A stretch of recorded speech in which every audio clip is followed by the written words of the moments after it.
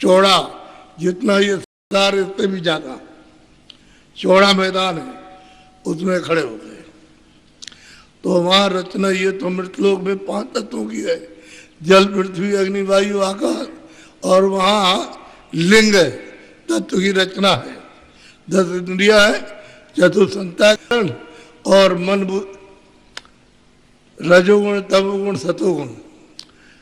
तो मन और बुद्धि और चित्त, ये 4 तो ये हो गए 10 इंद्रियां, 10 4 14, और रजोगुण तमोगुण सतोगुण ये 3 हो गए 17 तत्वों का लिंग शरीर है।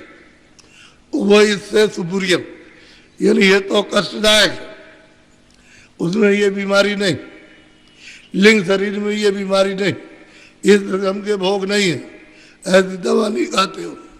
जिस तरह से यहाँ होता है वैसा वहाँ कामकाज नहीं, आराम से। और उसके ऊपर में सूक्ष्म शरीर है। जब इसको पार हो गए तो शब्द स्पर्श रूप रसगंध 5 तो ये हो गए, और मन बुद्धि चित्त और अहंकार 5 4 9 तत्वों का शरीर है। वो उससे भी बहुत साफ शुद्ध है, पवित्र है। इसमें इंद्रिया नहीं, उसमें है रजोगुण तमोगुण सतोगुण नहीं, ये छूट जाएगा। बस शब्द स्पर्श रूप रसगंध और मन बुद्धि चित्त और अहंकार उस सूक्ष्म शरीर में। और सूरज जब उधर परे जाएगी तो फिर 5 तत्वों का शरीर है, शब्द स्पर्श रूप रसगंध, और न वहाँ मन है, न बुद्धि है, न चित्त, न अहंकार।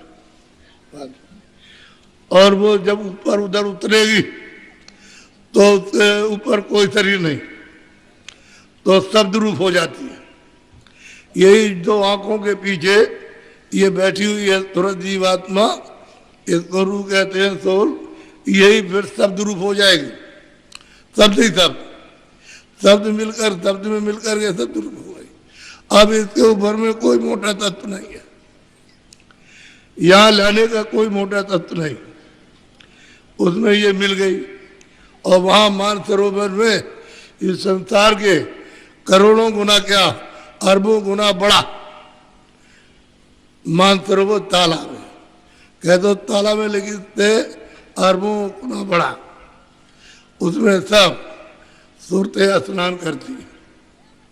वहाँ जो रहती है वो तो रहती है, लेकिन वो सब हंस रूप में रहती है।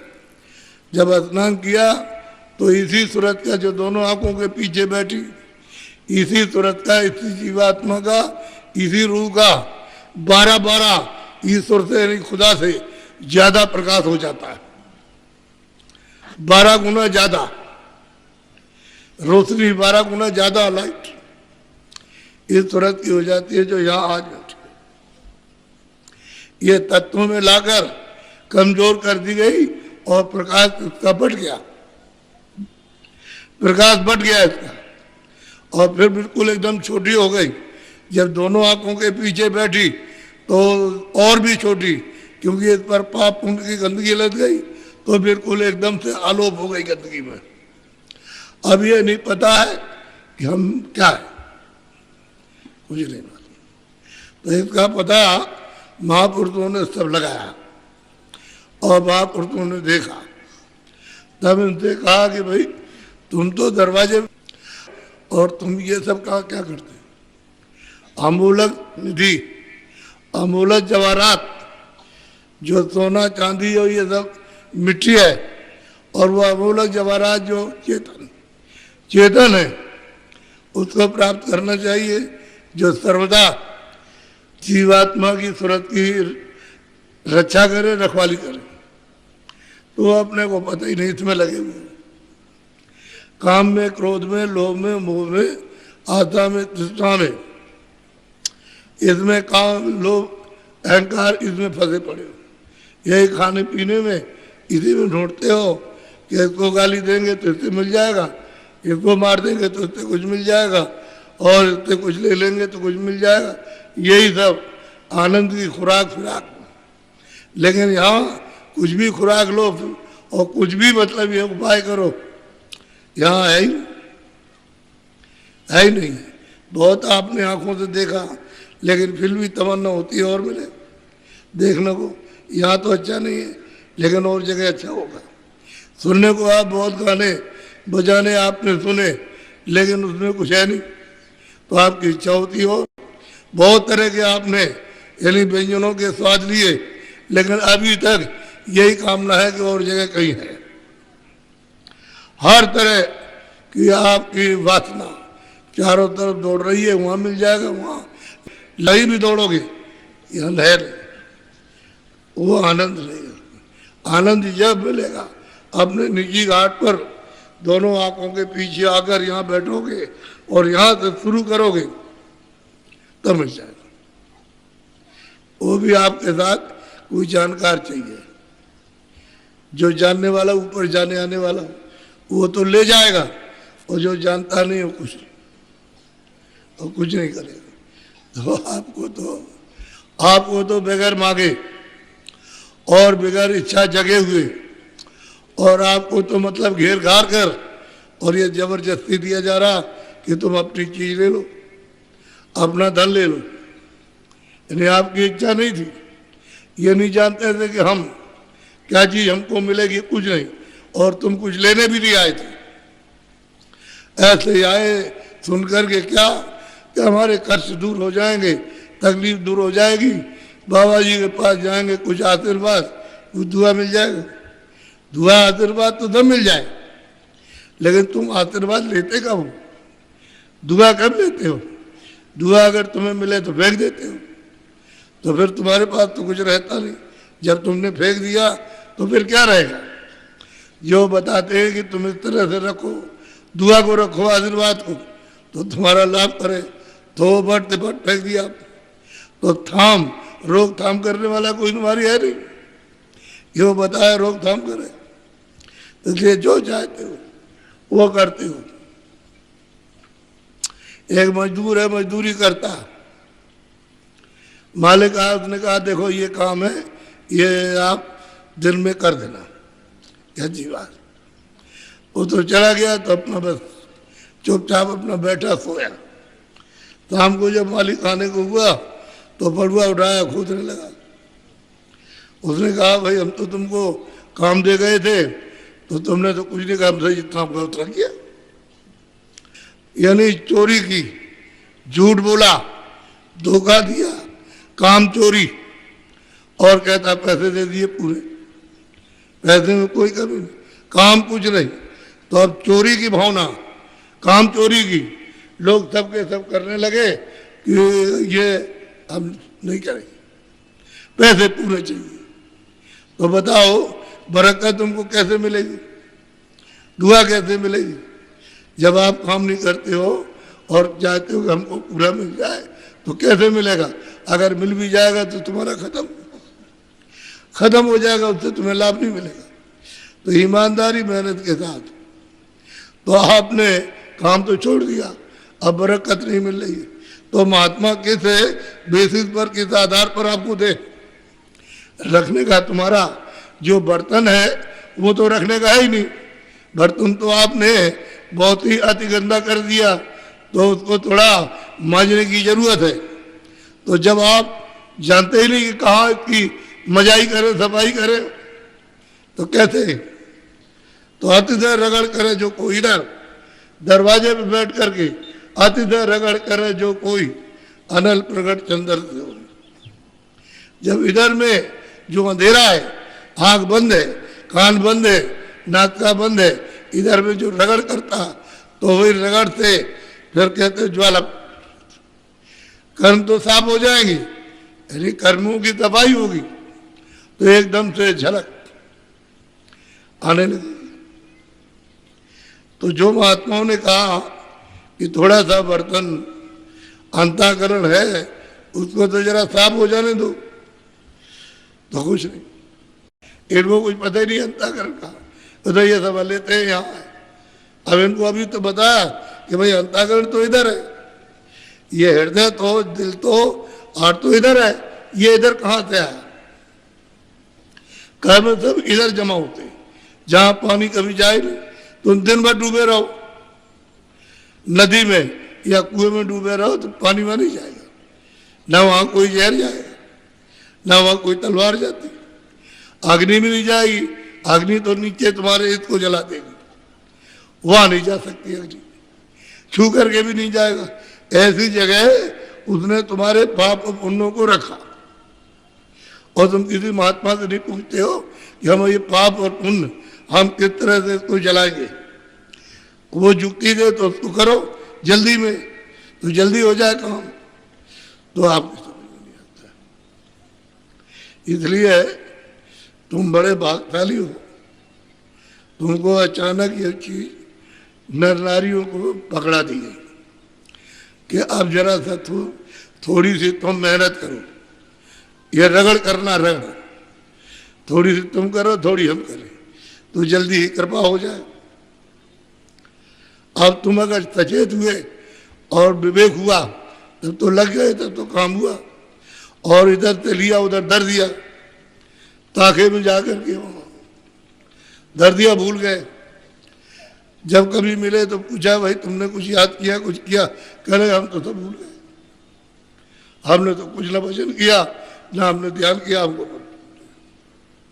तो समय खो दिया तुमने। इसलिए तुम अपने आप धोखा खाते हो और इसमें फंसते हो, तो ये उबारेगा, ये कर्म जो है पाप पुण्य उबार के ले जाएगा। ये तो तुम्हारे अंदर बेड़ियां बांधेगा, एक सोने की और एक लोहे की, और ऐसा बांधेगा यहाँ हथकड़ी डालेगा पैर, समझ गए, और छोड़ नहीं सकता।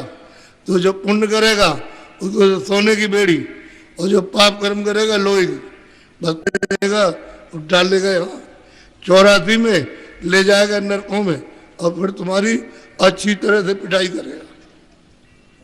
बताओ किससे प्रार्थना करोगे, कौन है बचाने वाला? कोई तुम्हारी इस आवाज को कोई सुनेगा? वो जानते ही नहीं कहाँ गए, और उसके ऊपर में ये दूरी दशा हो रही है। इसलिए महात्मा जो आप आते हैं वो इसी धन को जीवात्मा को जगाने के लिए आते। नाम के साथ अभी आप नाम जानते ही नहीं हो, नाम जो बोलता हो, नाम आवाज देता है, कहता है भाई हम तो तुमको बुला रहे, तुम हमारी आवाज को सुनते ही नहीं हो, और जब सुनने लगो तो आवाज तुम्हारी देने लगे, और फिर सब तुम्हारी कानों के साथ आंखों के साथ में प्रकट हो जाए, और तब कहोगे हमको ऐसी अद्भुत वाणी जो हमने कभी कल्पना भी नहीं की कि ये हमको सुनने को मिलेगा, और वो मिलने लगी। तब उसको मतलब ये है आनंद बरसता है, और फिर दुनिया एक तरफ खड़ी हो जाए और वो एक तरफ रहे, उसको हिला नहीं सकता कोई भी, उसको बहका नहीं सकता, कुछ भी कहो आप बहका नहीं सकता। जब सच्ची थी, सच्चा रास्ता, सच्ची चीज मिली, जीवात्मा उसके साथ जुड़ गई और आनंद ले रही, तो इसको कौन मोड़ेगा? कोई नहीं। एक देवी घर में भजन करके उसका पति कहीं गया और रह गया, अब वो भजन करने लगी, और उसको जब होने लगा तो कहेगी तुम क्या करती हो ढोंग? अरे हम ढोंग नहीं करते, तुम चले जाओ, जो हमको मिला तुम भी ले आओ। हमको तुम अपनी बुद्धि से समझते हो ढोंग है, तो हम ढोंग ही है, तो हम छोड़ नहीं सकते। तुम अभी चले जाओ, हमको कोई गम नहीं। अगर तुमको कुछ लेना है तो वहाँ चले जाओ और वहाँ जाके ले आओ, जो हमको मिला वो आपको मिल जाएगा। वहाँ कोई इनकार थोड़ी है। अगर हमारे लिए दरवाजा खुला तो तुम्हारे लिए भी खुला रहेगा। तब चुप हो गया, चुप हो गया, फिर नहीं बोला। तो कोई सत्संगी आया, उसने कहा अरे ऐसे बोलना बालना नहीं तेरा बड़ा भारी नुकसान हो जाएगा। इसको परमार्थ की दौलत मिल रही है, ये तेरी बात क्या सुनेगी? ये कुछ नहीं सुनेगी। इसके ऊपर नशा चढ़ गया। तो कहने का मतलब यह है, दुनिया एक तरफ और वो एक तरफ, वो हिला डुला सकता। जब वो देख रहा, सत्य सत्य को देख रहा, उजाले में खड़े होकर के, तो उसको कोई धोखा दे सकता है? आप तो अंधेरे में, कल्पना में हो, इसमें ये वो होगा है और कुछ नहीं, इसी में बंधे हुए। और वो देख रहा है बेचारा, जिसकी आंख खुल गई, कान खुल गए, उसको किसको मोड़े? अरे तुम ही 15-20 दिन लग करके कर लो भी, तुम्हारी आंख और कान खुल जाए, कौन मोड़ेगा? इसलिए महात्मा जो देते हैं तुम्हारे भले के लिए देते हैं। हम तो सब स्थानों पर जितने भी लोग वहां स्थानीय, इन काफले वालों से कहा कि तुम मैदान में नहीं बैठोगे, तुम अपनी गाड़ियों के पास दूर रहोगे, वहां बैठ के सुनो गाड़ियों के पास, मैदान में स्थानीय जनता को आने दीजिए। इन सब लोगों ने पूरा पूरा पालन किया, स्थानीय जनता को पूरा मौका दिया, और इतनी जनता आई सब स्थानों पर, इतनी आई कि सब लोग ये कहते हैं कि आज तक ये सारी जिंदगी हो गई, हमारे सामने कभी ऐसा नहीं मिला, और ये मतलब आगे भी नहीं मिल रहा। जहां देखिए वही, जहां देखिए वही सुनिए। यहां भी यही कह रहे हैं, यानी यहां भी आज 34 दिन है, 34 दिन है, हमने किसी दिन छोड़ा नहीं। पूरा मतलब यह है कि आगरा से शुरू किया, फतेहाबाद, और फिर मुरैना, ग्वालियर और भिंड, दतिया, चले गए टीकमगढ़, छतरपुर, दमोह, पन्ना, कटनी, आपके मतलब मैयर, सतना, रीमा, शहडोल, सीधी, ये सब जितना भी किया, 2-3 शहर छोड़कर बाकी सब देहातों में। और कहां से जनता आई वो किसी को पता नहीं, कैसे भाग के आई, यानी ये किसी को नहीं मालूम कि सड़कों पर कतार लगी है, वहां हाथ जोड़े बच्चे छोटे छोटे और पुरुष स्त्रियां ऐसे खड़े। ये है इस काफले के दृश्य को दर्शन देने के लिए ये सबका। और स्थान पर 40 किलोमीटर इधर, 40 इधर, 40 इधर, 40 इधर। कहाँ से आ रहे हो? कह रहे मैं 25 किलोमीटर से पहाड़ों से आ रहा हूँ। ये सब पहाड़ों से आ रहे हैं, कोई इधर से आ रहा, कोई इधर से। और एकदम से समय से 4 बजे के पहले एकदम भर गया, जैसे ही भर गया। इसी तरह से कहीं भी कोई चीज खाली नहीं। और ये हमारे जो 7 काफले वाले, ये इनको ये नहीं था कि बाबा जी ने कहा कि अब कि हम तुमको दिखाएंगे, ये नहीं था। अब ये चक्कर में तो इनका तन, इनका मन, इनका धन अब की बार सब सफल हो गया। और खुशी इनको हुई कि मैं दौड़ा कर रहा हूं, मैं मतलब साथ साथ, और यहाँ जमीन में लेटता हूँ, और मतलब यह है कि कहीं पानी नहीं है तो कहीं पेड़ नहीं है, इस तरह से। और ये एकदम लगे रहे, छोड़ा किसी ने, ये बराबर 34 दिन, यानी मतलब कल तक चलते रहे। आज गए नहीं तो सुबह 5 बजे निकल जाते, सब चले जाते। 3 बजे घंटी बजती है, सब नहा धो करके सब तैयार होकर के बस। तो ये तो मैंने आपको सूक्ष्म और जो बातें वहाँ की, वो तो मतलब ये कि आप क्या कहेंगे, इनकी बात तो सुनिए। ये जो है, ये जो आए हुए, आप हमसे क्या पूछते हो? ये सामने जो बैठे हैं, ये इनसे पूछिए। तो असली है चीज कि अब की बार लोगों को मिला, बहुत लोगों का लाभ हुआ, फायदा हुआ। एक आदमी आया बंदूक लेकर के कि हम डकैत थे, तो हमने कहा भाई तुम कोई भी हो, हमसे तो कोई मतलब नहीं, लेकिन आज सत्संग सुन लो। कह लगे मैं इसीलिए आया, और मैं बंदूक लेकर के जाता हूँ, खाली मैं कहूँगा कुछ नहीं, ऐसे घुमा बहुत, यहाँ सब आ जाएंगे। हमने कहा नहीं, उनके आने की जरूरत नहीं है, आप आना, आप यहीं बैठे रहो। और आपने कहा कुछ नहीं है, यहीं बैठे रहो, और फिर उनको देखना। यहाँ ऐसा नहीं मत करो कि हम चले जाएंगे तो हमारी वजह से आए, नहीं आप मत जाओ। कह लगे अच्छी बात।